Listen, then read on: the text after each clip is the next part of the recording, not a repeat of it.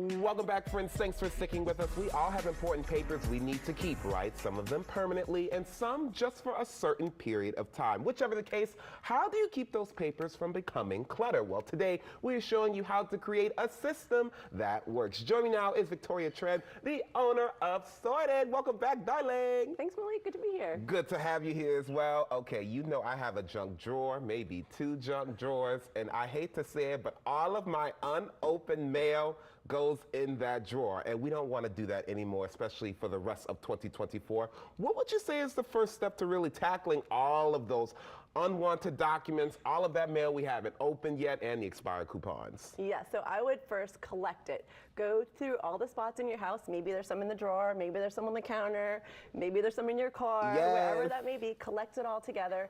And you know, some people may have a small pile like this, and other people may have very large piles. We've seen it all the time, and that's okay. But the first thing to do is just take out the junk mail and trash. All of the flyers that you don't need. Literally. The simple things, just throw it away, and then your pile will go down. Is that what you suggest, like when you try to decide what to throw away, what to keep, how useful it really is going to be? Yes. So as soon as it comes in, what I do is I take the junk and the trash out right away and just put it straight in the trash. Really? Yes. I should do that too, honestly, because again, I probably have like 6 of these, all from maybe like March, April, May. I'm really bad because I'm like, I'm not gonna look at it now, but maybe I'll look at it down the line, and what's the truth?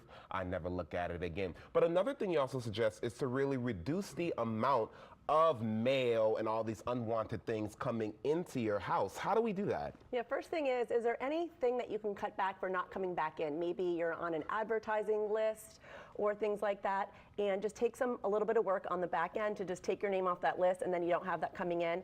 And then what can you put digitally? A lot of bank statements, bills, that kind of thing. It's just a simple click on the website, and then you're gonna get it digitally. So just reduce that. I like that, especially with these advertisements. How did they get my address in the first place? That's what I always want to know. But luckily, once we figured out what to keep, what to throw away, you suggest creating a filing system. Short-term filing system and a long-term filing system. Talk to me about those different approaches. Yeah, so first thing I want to say about filing systems is to keep it simple. You don't want to make it too complicated because it's going to be too hard to keep up with, and you're not going to set yourself up for success. So keep it simple, and then get it labeled. It doesn't need to be done by a label maker like I have here. Handwriting label are fine too. So short-term and long-term. Short-term is anything that needs action soon. Maybe weekly or monthly, daily, bills that need to be paid, RSVPs that need to be sent out or put in your calendar, things that need to be addressed, stuff like that. And then I have 2 options for short-term. If you're the kind of person that maybe is paying bills in the car while you're waiting in carpool, on your lunch break at work, you're gonna pay some bills or respond to some RSVPs, this is a great system for you. It's divided inside. You can put labels. Yes. And then you just throw it in your bag, and you can deal with it every few minutes a day when you have time. Another option for short term is something like this, where it looks nice. It's on your counter, and you can put nice file, make it fun, hanging files, and then label. So this is mine that I have at my house. I have a label for taxes just for this year. The other years we can put somewhere else. We'll talk about that in a minute. Bills that need to be paid. Anything for the kids. Maybe they have a paper at school that I need to sign and put back, but I don't have time to do it right then. Any to-dos and stuff for my husband. So just anything that you need to be dealing with often.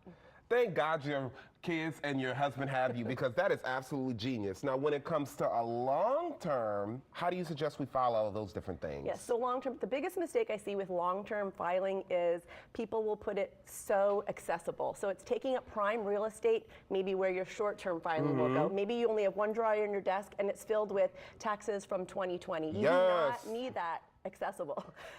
So it's things that maybe you pull down maybe once or twice a year, things that you can't throw away, but you need to keep. So past taxes, maybe some personal documents, letters that are special to you that you want to keep, but it doesn't need to be in prime real estate.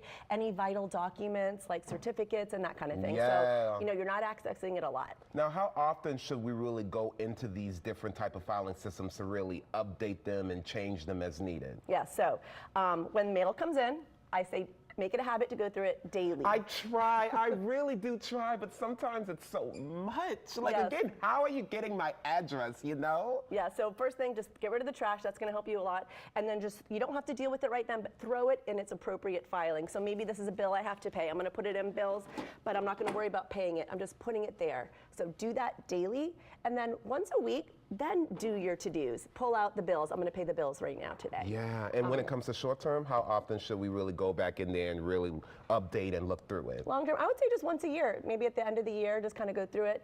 A lot of times in long term, you're probably going to keep it for a long time, unless it's taxes that you're ready to let go of that oldest year you have. Yep. Where do you keep the accessible one? Like, obviously put this maybe in like a closet or somewhere. Where should we keep the accessible one? Yeah, you want to keep it so you can see it and it's easy to get to. So maybe not in a closet, maybe on the counter in the kitchen, maybe in a drop zone right when you walk in. If this is yours, maybe you just keep it in your bag that you're taking with you everywhere. I like that that's mobile. Yep. That is really cute. And I also love that you bought this. In case you have something that you really want to keep safe, talk to me about this bag option. Yeah, so this is great, especially for people here in New Orleans where you may have to leave your house really quickly for a storm, maybe. Yes! But we keep our passports in here, Social Security cards, birth certificates, anything like that. It's fire and waterproof. You can throw it in, and that way if you have to leave, you're not searching through files when you have to leave fast. I like that, and she got this on Amazon. Come on, Victoria. Thank you so much for being here. I'm going to do this sometime this week, I promise, okay? Look, if you all want more organization tips, you can contact Victoria. She is a professional organizer. Visit her website, sortednola.com, to find out more about her services, and for more before and afters of her work, make sure you follow her on Instagram @sortednola. All right, coming up next, everybody, we may be in September now, but culinary is still going on. We're heading into the Winn-Dixie kitchen with Copper Vine. After the break, stick with us.